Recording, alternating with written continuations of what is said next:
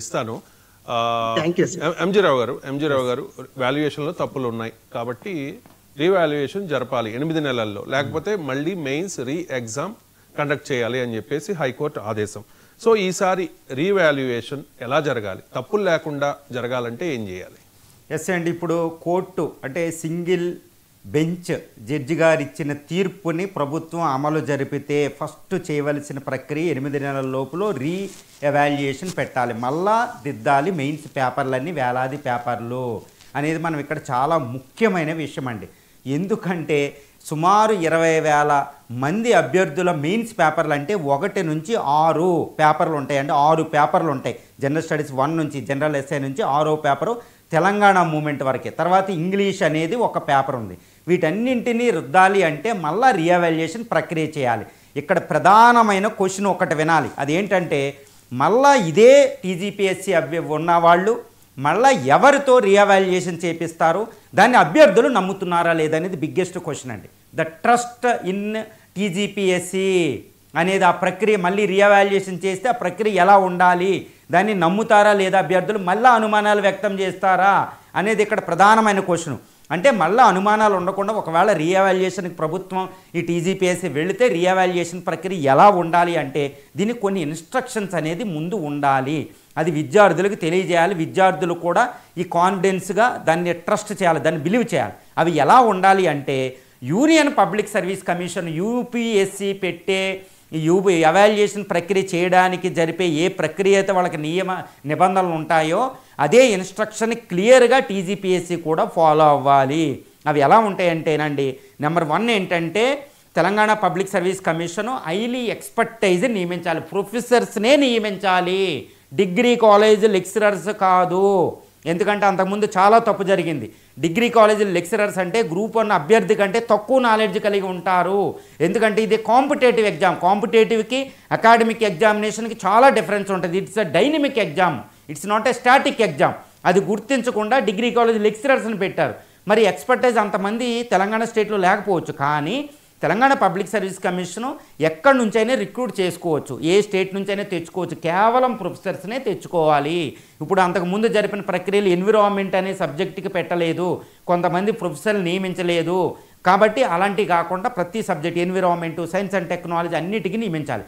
ముఖ్యంగా తెలంగాణ మూమెంట్కి సంబంధించిన paper Telugu medium, English medium అభ్యర్థి ప్రొఫెసర్స్ని పెట్టాలి. వాళ్ళని ఎలా అనేది ఇన్స్ట్రక్షన్స్ ఇవ్వాలి. తర్వాత ఈ మెయిన్స్ క్వశ్చన్స్కి కీ అనేది అంటే బ్లూ ప్రింట్ అనమాట. టోటల్ కీ మక్కి లేకపోయినా ఒక కీ అనేది తయారు చేయాలి. అక్కడ యూపీఎస్సీకి ఉంటుందండి. అది ఈ ప్రొసీజర్లో ఫెయిల్ అయింది తెలంగాణ పబ్లిక్ సర్వీస్ కమిషన్.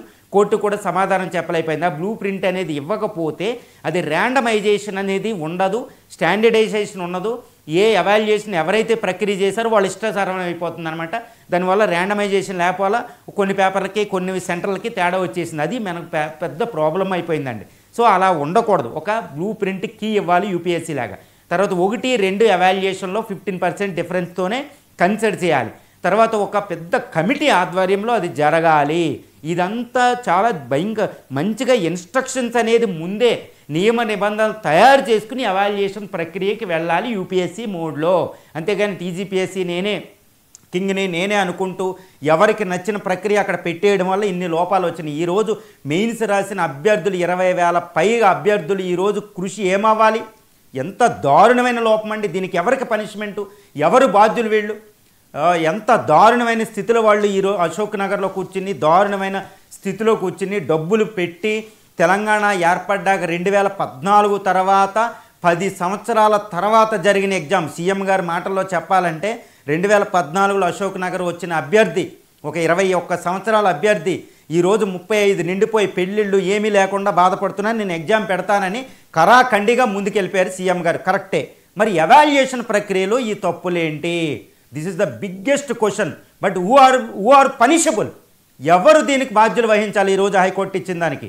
కాబట్టి నేను ఒకటే చెప్తున్నానండి, తెలంగాణ ఈ మూమెంట్లో నేను పూర్తిగా విద్యార్థుల సాధక బాధకాలు చూశాను. నేను ఆ రోజు సరదాగా వీడియో చేద్దామని మామూలు విషయం మీద వెళ్ళి లోపల కన్నీళ్లు పెట్టుకుని మాట్లాడవలసి వచ్చింది. ఎందుకంటే ఆ వీడియో చేసే ముందు ఒక కామారెడ్డి డిస్టిక్ నుంచి ఒక 35 సంవత్సరాల వయసున్న ఒక ఆవిడ మ్యారీడ్ అయిపోయి ఒక పిల్లోడిని చేతిలో పెట్టుకుని, సార్ నేను మెయిన్స్ జరిగాను, నాకు అన్యాయం జరిగింది తెలుగు మీడియం అంటే, ఆ బాధను తట్టుకోలే అలా వెళ్ళిపోయి మాట్లాడాను అనమాట. ఆ రోజు ఆ బాధతో చెప్తున్నా నేను, ఈరోజు చాలా బాధపడ్డారు. కాబట్టి దీనికి బాధ్యత వహించిన Telangana public service commission chairman Burra Venkatesham గారు immediately he has to resign on moral ground అండి. ఎందుకంటే కాన్స్టిట్యూషనల్ బాడీని నడపడంలో ఎంత అశ్రద్ధ ఏమిటి, this is the biggest question. ఎందుకంటే అంతకుముందు జనార్దన్ రెడ్డి గారు పేపర్ లీకేజ్ అయింది, తర్వాత మహేందర్ రెడ్డి గారి ఆధ్వర్యంలో కూడా డిస్క్రిపెన్సీస్ వచ్చింది మెయిన్స్ ఎగ్జామ్ ఈ అంతా. ఎందుకంటే హైదరాబాద్ సెంటర్ ఒకటే, కేవలం హైదరాబాద్ డిస్టిక్లో ఉన్న సెంటర్ని ఎందుకు నామినేట్ చేయాలి? ప్రిలిమినరీ 897 సెంటర్లో జరిగింది, ఎందుకు చేయాలి? యూనియన్ పబ్లిక్ సర్వీస్ కమిషన్ అదే కోటి ఉమెన్స్ కాలేజీని మేలు ఫిమేల్ అభ్యర్థులకు పెడుతుంటే కేవలం ఫిమేల్ అభ్యర్థులకి ఎందుకు పెట్టారు? ఇది సమాధానం చెప్పలేకపోయారు. దానికి ఎవరు బాధ్యులు, ఏ చైర్మన్ బాధ్యులు అనేది ఇక్కడ బిగ్గెస్ట్ క్వశ్చన్. తర్వాత ప్రిలిమినరీకి మెయిన్స్కి వేరే హాల్ టికెట్లు ఎక్కడున్నాయండి? ఇండియన్ హిస్టరీలో యూపీఎస్సీ హిస్టరీలో గత 75 సంవత్సరాలుగా లేని ఒక మెథడ్ ఎందుకు పెట్టారు? This is the biggest suspicion అండి.